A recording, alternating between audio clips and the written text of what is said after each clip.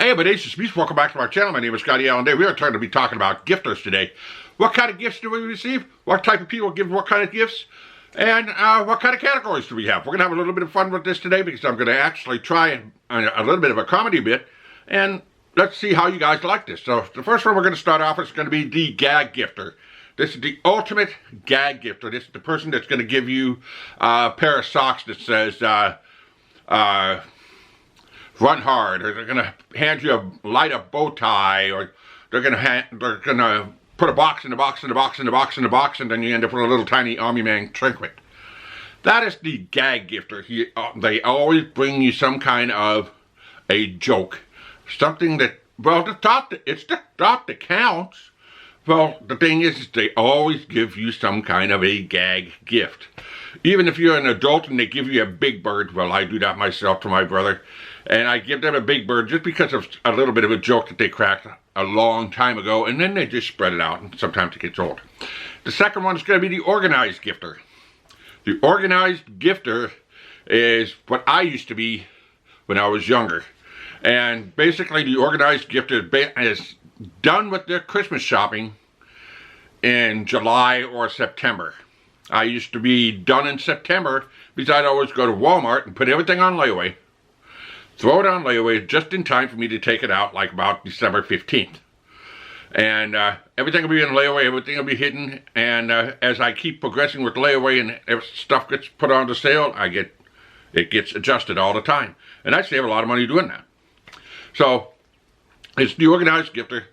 I have a friend of mine that's such an organized gifter, they actually have a closet that's nothing but gifts. They buy gifts from January to December. And if they have a birthday coming up, and it's a girl that likes snow globes, she reaches into her closet, pulls out a snow globe, puts it into wraps it up, puts it into a bag, and bam, she's done. If it's a teacher that's retiring, she has a gift for that. If it's a person at work that's retiring, she's got a gift for that. But every single gift that she pretty much has is already wrapped in her closet for Christmas. If she hears that somebody wants something during the year, she goes out and buys it, wraps it, puts it into her closet, and boom, by the time it's July. Sometimes it takes her until September, but by the time it's July, by the time it's September, she's done. Everything's wrapped, everything's ready to go. She's done. She's starting to buy for the next year.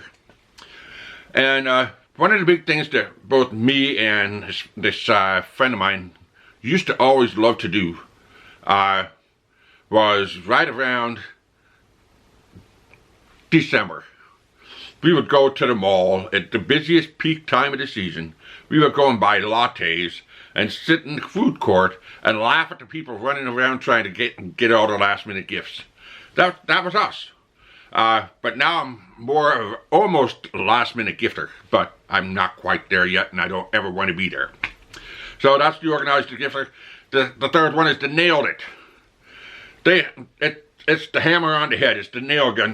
They have nailed the ultimate gift for anybody that it's something that they talked about back in the summer that they would really, really like to have. And it's kind of like last year when I was listening to my mom.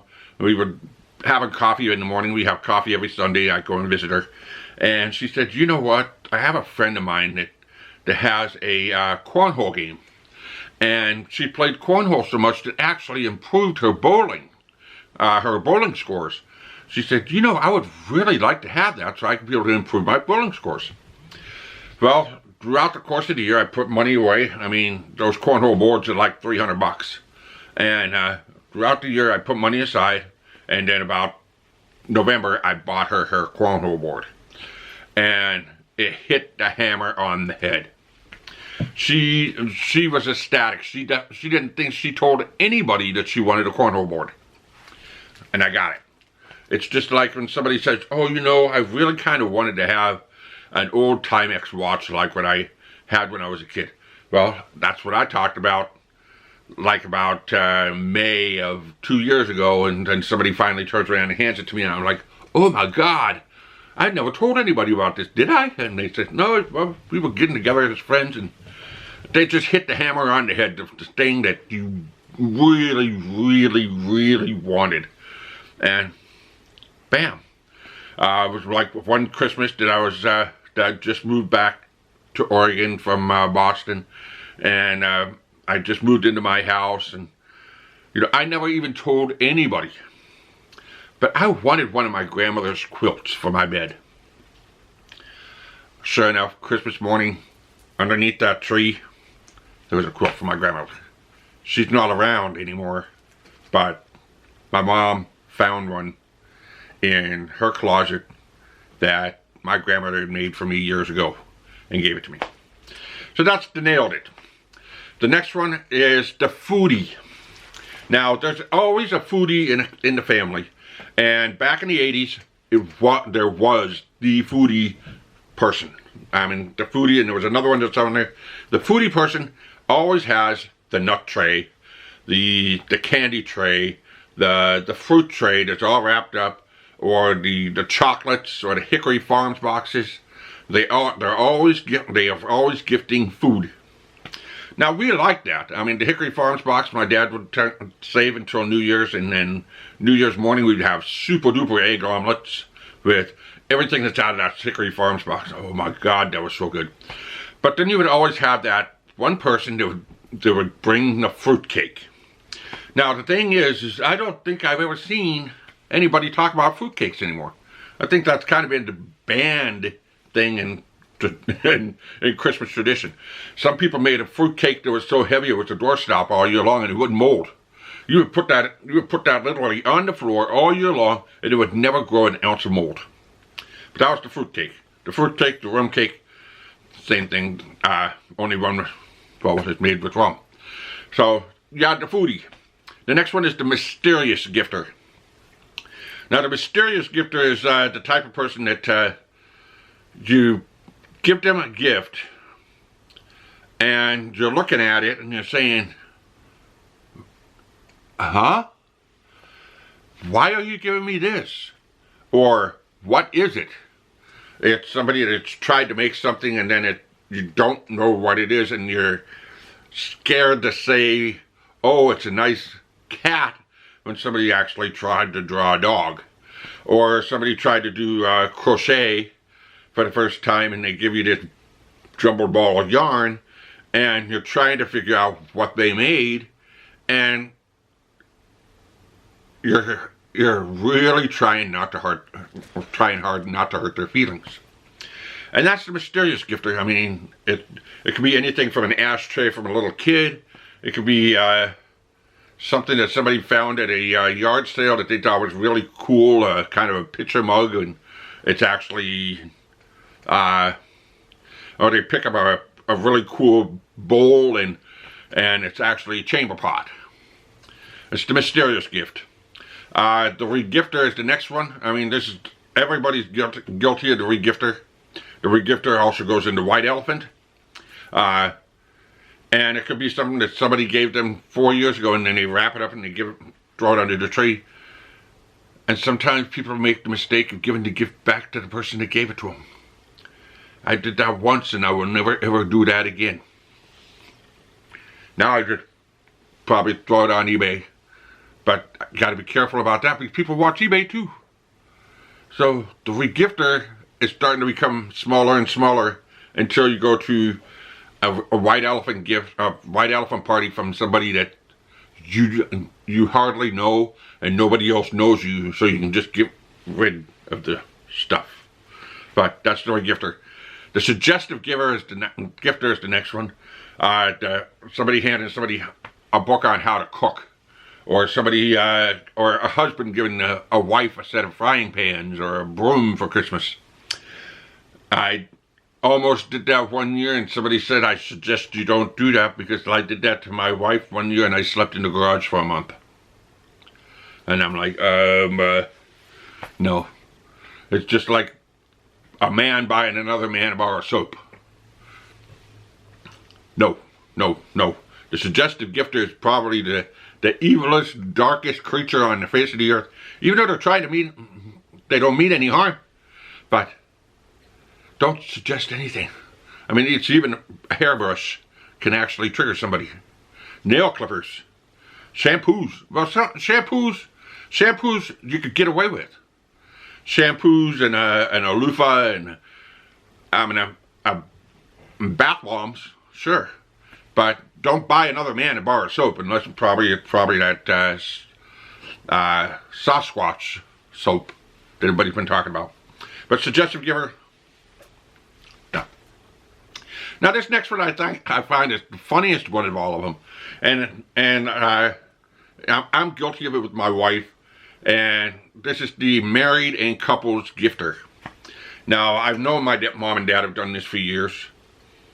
And, well, it's the mysterious and couples gifters. And they go out and they buy something that they like. And one year I went out and bought myself a drill that I really liked. And my wife went out and spent $50 on a jacket that she really liked and a bathrobe. And then when we came home, we wrapped our own gift. And then we put the label on with to my wife from dad. Or to mom from dad. And then she put to dad. I put to dad from mom. And then she would put on to mom from dad. I don't even know what I bought her. And then we opened up our own gift. And what the funny thing is each of us would be excited to watch us open up the gift that we bought for ourselves. And that's the funniest part about it. And this is the married and couples gifter. We go and buy something we enjoy so that we can be able to share the holidays with our kids. The next one is the crafty gifter. I have an aunt that did this a lot. And every year she would make something really nice. She would make her anti-Christmas balls, or she would make oven towels or oven mitts. It was always something crafty that she made, and I have a closet full of it. And I'll wait until I pass it down to another generation, because it just means a lot. It's sentimental, and it was a very close aunt that I have. And well, of course, that's the best part. It's the crafty gifter that gives you a gift that you know you're going to use. And it comes and you know what it is when you open it. And it's wonderful. I remember the unlimited stocking caps that I've had made crocheted for me by my grandmother and by my aunts. And the one year that my grandmother would have made me a pair of gloves. They made us some mittens.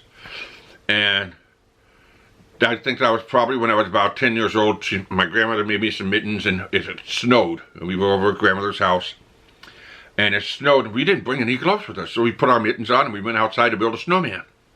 And we came in, and our mittens were so wet. And they were still wet when we left my grandmother's house to go home. And then when we got home, we put them over by the fireplace again, and it took literally 4 days for those mitts to dry. And then once they dried, we wanted to put them back on, and they wouldn't fit anymore. They shrunk. My grandmother never made us another pair of mittens again. But that was the crafty mitter. Now the last one is the last minute gifter. I have another friend of mine that is the king of the last minute. And when it comes to Christmas Eve, he will go to any and every gas station he can find. And gas stations will always have these Christmas packs. You can find them at 7-Eleven all the time. And it's a pack. It's a charging pack, or it's a travel kit, or it's a car repair kit, or it's all kinds of different, these are $5.99, $10.99, $9.99, $8.99. And you could just go right through the whole list and say, oh, okay, I'll go through the whole list and I'm going to pick everything out of the gas station. Or you can run up to the closest Walmart, and there's a whole aisle full of this. And get through the aisle and right back out of the store in T-minus 10 seconds. That's the king of the last minute. They don't have to worry about anything else. They get close to what somebody would almost want. But a lot of times, this friend of mine that I had, when we went and we exchanged gifts and we saw it, and we really didn't like that. and somebody else really wanted it, and then we'd exchange it right in front of him, he didn't mind. He said, hey, I did the best I could. If you like something, if you like something else that somebody else wants, trade them. I don't care. So there you have it. There's the 10 types of gifters. I hope you enjoyed that video. What kind of gifters do you guys? What kind of gifters would you guys add to this list? Leave me a comment in the comment section below. Share it with your friends. And again, if you're new here, hit that subscribe button, hit that notification bell so you don't miss another video. And like always, keep on rocking.